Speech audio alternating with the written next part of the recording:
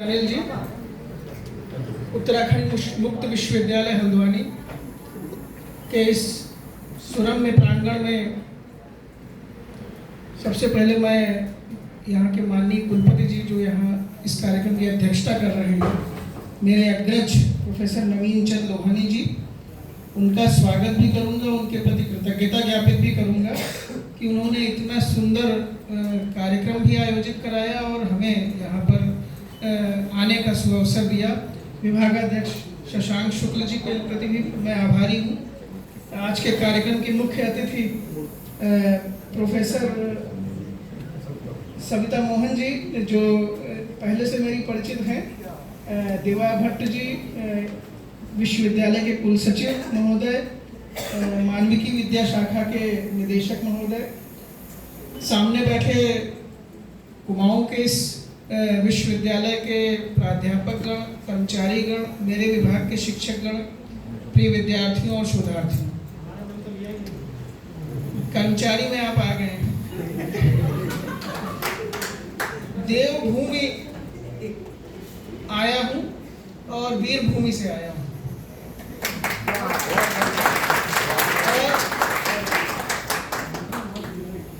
वीर भूमि और देवभूमि के संबंध की पहले मैं बात करूंगा। मैं आज से 20 वर्ष पहले एक बीरबल साहनी पुरा वनस्पति विज्ञान संस्थान में कार्य करता था। तो वहाँ पर शोध होती थी कि जीवन कैसे आया, धरती पर जीवन की उत्पत्ति कैसे हुई। तो वहाँ पर मुझे भी कुछ हिंदी में काम करने का अवसर, वहाँ की रिसर्च जो होती थी उस पर काम करने का अवसर मिला।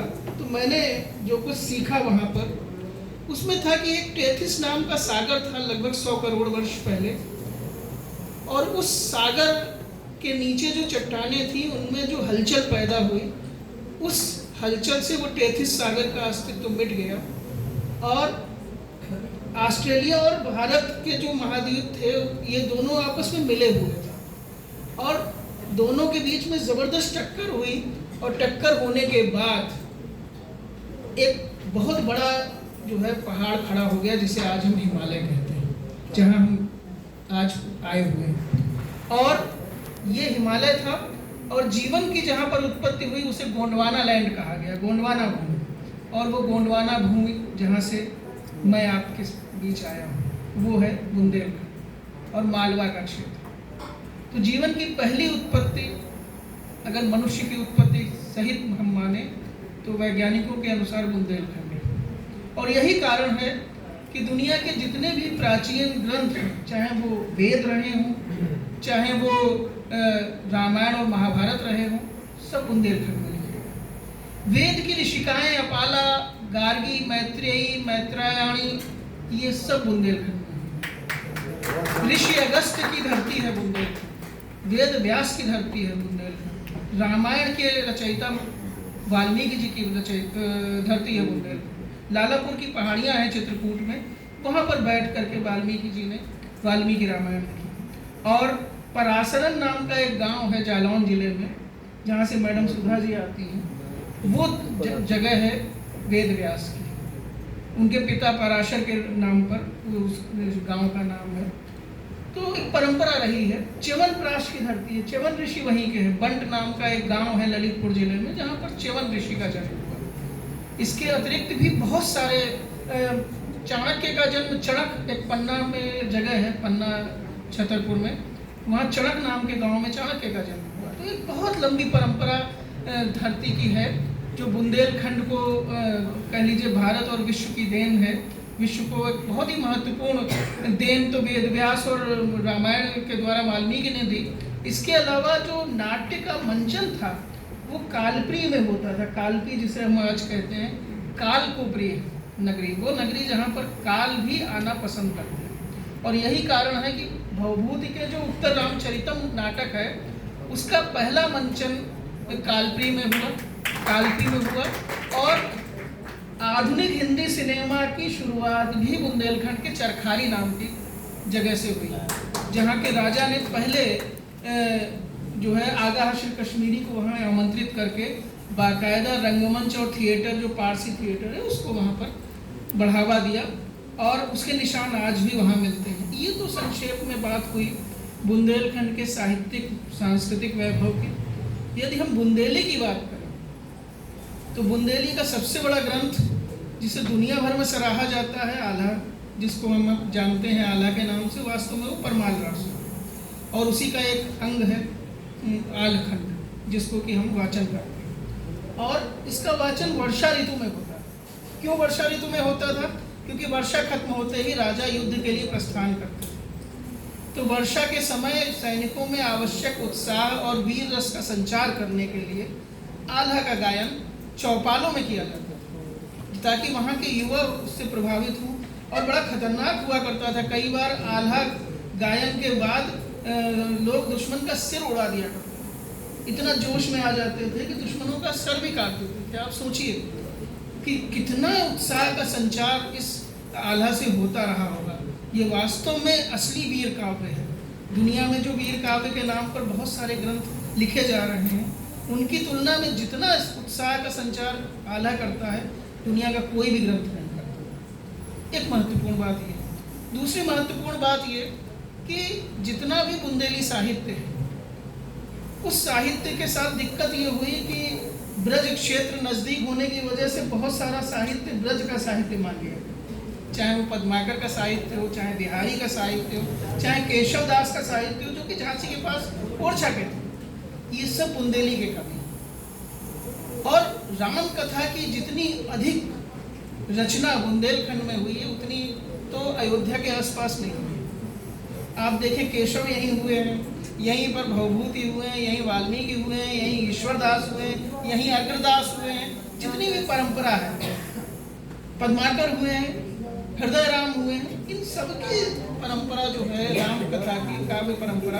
अभी मैडम पूछ रही थी बुंदेलखंड में प्रभु श्री राम, उसका मैं थोड़ा सा बताना चाहता हूँ कि राम कथा का जितना प्रचार प्रसार, शायद वो कह लीजिए कि ओरछा में प्रभु के विराजने की वजह से हो या स्वाभाविक रूप से हो, कहा नहीं जा सकता, क्योंकि उसके पहले भी ओरछा में तो 1631 में आए हैं प्रभु श्री राम, उसके पहले भी इसकी परंपरा थी।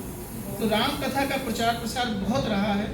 इसके अलावा बुंदेली के जो कवि रहे हैं, जिनकी हमारे विद्यार्थियों ने भी बहुत अच्छी चर्चा की, उन कवियों ने बुंदेलखंड को ही नहीं, देश को जो है बहुत अच्छे अच्छे रचनाएं दी हैं।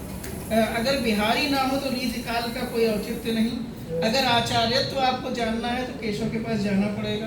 भाग आपको अगर भाग का सर्वश्रेष्ठ रूप देखना है तो पद्माकर के पास जाना पड़ेगा। तो एक लंबी परंपरा। और रीति मुक्त अगर हम कवियों की बात करें तो बोधा और ठाकुर भी बांधा के बुंदेलखंड में।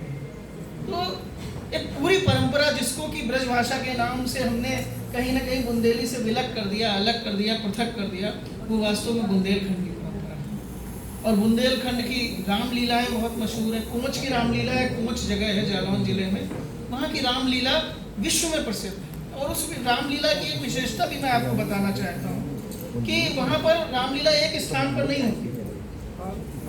जैसे अयोध्या का सीन है तो अयोध्या बनी हुई है, वहाँ अयोध्या जाकर होती है। लंका वहाँ बनी हुई है, लंका जाकर होती है। और वहाँ पर बाकायदा जो युद्ध है वो वहाँ जाकर लंका में लड़ा जाता है।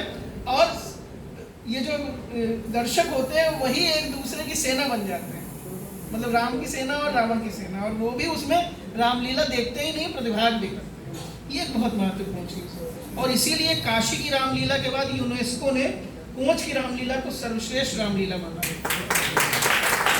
ये कुछ बात है। और झांसी की रानी के बारे में क्या कहना।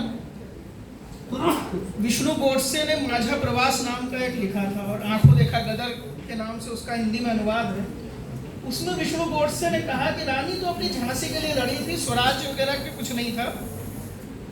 और ये बात वृंदावन लाल वर्मा ने अपनी परदादी के मुंह से जो कहानियां सुनी थी उसके ठीक विपरीत। हाँ, मैं आपको बताना चाहता हूँ कि उनके जो परदादा दीवान आनंद राय थे, वो झांसी की रानी की ओर से लड़ते हुए शहीद हो गए थे। और उनके जो परदादा दीवान आनंद राय थे, वो उनकी एक पूरी टुकड़ी के सेनापति थे। तो अपनी परदादी से बचपन में उन्होंने जो कुछ सुना उसमें था कि रानी बड़ी बहादुर थी। और गोडसे ने जो लिखा वो उसमें लिखा वो तो मतलब बहुत आपत्तिजनक, मैं उसे बता भी नहीं सकता किस प्रकार से रानी का चरित्र हनन किया गया। तो वृंदावन लाल वर्मा ने निर्णय लिया कि मैं उन पर एक ग्रंथ लिखूंगा। और उन्होंने उस जमाने के जो बुजुर्ग थे, जो जिन्होंने रानी को देखा था, उनसे बात की। और उनसे बात करने के बाद उन जगहों का भी भ्रमण किया जहाँ जहाँ से रानी का संबंध था, चाहे वो कालपी रहा हो, चाहे ग्वालियर रहा हो, चाहे वो कोंच रहा हो, चाहे वो दतिया रहा हो, चाहे ओरछा रहा हो, चाहे झांसी रहा हो। और उन जगहों पर जाकर उन्होंने लोगों से बात की, वहाँ के जो पुरातात्विक स्थल थे उनका भ्रमण किया। और उसके बाद जो कहानी वो लेकर आए, मैं तो कहता हूँ झांसी की रानी नहीं होती अगर वृंदावन लाल वर्मा नहीं, क्योंकि उन्होंने, और वही एक दूसरी वीरांगना को भी हमारे सामने लेकर आए जिसको हम आज झलकारी बाई के नाम से जानते हैं। तो बहुत बड़ी देन है। और बुंदेलखंड की प्राकृतिक सुषमा को, यहाँ की वीरता को, यहाँ के जनजीवन को आपको देखना है तो वृंदावन लाल वर्मा के उपन्यास और कहानियां पढ़िए। और अगर आपको, बहुत से लोग कहते हैं मैथिली शरण गुप्त पुरातन पंथी कवि, बहुत पुराने कवि, लेकिन सच्चाई ये है कि अगर कोई सबसे आधुनिक अपने समय का कवि है तो वो मैथिली शरण गुप्त। वो कहते हैं एक नहीं दो दो मात्राएं नर से भारी नारी। नारी में दो मात्राएं ज्यादा होती है नर से, इसलिए वो नर से भारी है, नाम में भी लगती है और राम में भी लगती है। ये मैथिली शरण गुप्त वो है। एक द्वापर उनका खंड काव्य है, उसमें एक छोटी सी कहानी महाभारत की आती है कि विद्रता नाम की एक महिला है, उसका पति राम है ब्राह्मण, और वो कहता है कि मैं स्नान करने जा रहा हूँ, लौट के आऊँगा तो फिर जो है मैं भोजन करूँगा। इसी बीच में भगवान कृष्ण आ जाते हैं और कृष्ण भगवान कहते हैं कि मुझे भूख लगी है, मुझे भोजन दो। तो विद्रता उन्हें भोजन करा देती है। वो राम आता है तो कहता है पति को ही भगवान तुम्हें मानना चाहिए, तुमने कृष्ण को भोजन कैसे करा दिया। और वो बहुत गुस्सा होता है और हाथ उठा देता है। तो जैसे ही वो हाथ उठाता है, देखिए मैथिली शरण गुप्त की आधुनिकता, वो तुरंत हाथ पकड़ लेती है विद्रता और कहती है राम राम, हाँ ठहरो ठहरो, ये तुम क्या करते हो? अबला होकर भी मुझको यूं बलपूर्वक धरते हो, लज्जा भी क्या छोड़ी तुमने, छोड़ी जहां दया है। तन नहीं पर मन तो मेरा अपनी गैल गया है। तन से तो मुझे मार सकते हो, लेकिन मन से मेरे मन में कृष्ण की भक्ति है, उसे मिटा नहीं सकते। ये मैथिली शरण। तो प्रभु श्री राम की धरती भी है, कृष्ण की धरती भी है, मैथिली शरण गुप्त की धरती भी है, वृंदावन लाल वर्मा की धरती भी है, चाणक्य की धरती भी है, वेद व्यास की धरती भी है। एक लंबी श्रृंखला है। और अंतिमतः जो सबसे आवश्यक झांसी की रानी की धरती है, जिसकी वजह से कहीं भी हम जाते हैं हमसे ये पहला सवाल यही किया जाता है, आप अच्छा झांसी से आए हैं, झांसी की रानी की धरती से आए हैं, देश में जाएं विदेश में जाएं कहीं जाएं। ये हमारे लिए गर्व की बात है, हम सबके लिए गर्व की बात है कि एक महिला के नाम से एक शहर को जाना है और उसकी वीरता के नाम से उस शहर को जाना है। और वो भी 1858 में शहीद हो गए। ये बुंदेलखंड की धरती का कमाल है। और यही बुंदेलखंड की धरती वो धरती है जहाँ पर दुनिया का पहला विश्व युद्ध हुआ था, जिसको दाशराग युद्ध कहा गया, 10 राजाओं का युद्ध, जिसकी चर्चा वेदों में आई, वैदिक काल में आई। ये दशाण प्रदेश है, पंजाब में 5 नदियां हैं या 10 नदियां, 10 नदियों का देश है। तो लेकिन फिर भी सूखा है। शायद अभी तक उदासीनता रही पिछली सरकारों की, अब हालांकि स्थितियां सुधर रही हैं। तो कहने का तात्पर्य है कि पिछड़ा कहकर के बड़ा इसका उपहास उड़ाया गया, पिछड़ा है, जबकि सांस्कृतिक दृष्टि से भी बहुत समृद्ध है, साहित्यिक दृष्टि से भी बहुत समृद्ध है, आर्थिक दृष्टि से भी किसी जमाने में बहुत समृद्ध हुआ करता है। चेद नगरी है ये, शिशुपाल की नगरी है। लेकिन कृष्ण भक्ति की भले ही उतनी परंपरा ना हो, लेकिन परंपरा वहां पर भी मौजूद है। लेकिन एक रोचक बात आपको बताकर विराम लूंगा, क्योंकि बोलने के लिए बहुत कुछ है कि चेद प्रदेश में होने की वजह से यहाँ बुंदेलखंड के ग्रामीण भगवान कृष्ण की मौर को अपने पैरों में आज भी लगाते हैं, पहनते हैं, क्योंकि उनको कृष्ण से कहीं न कहीं शत्रुता का भाव दिखाना होता है। लेकिन फिर भी कृष्ण भक्ति में कोई कमी नहीं है।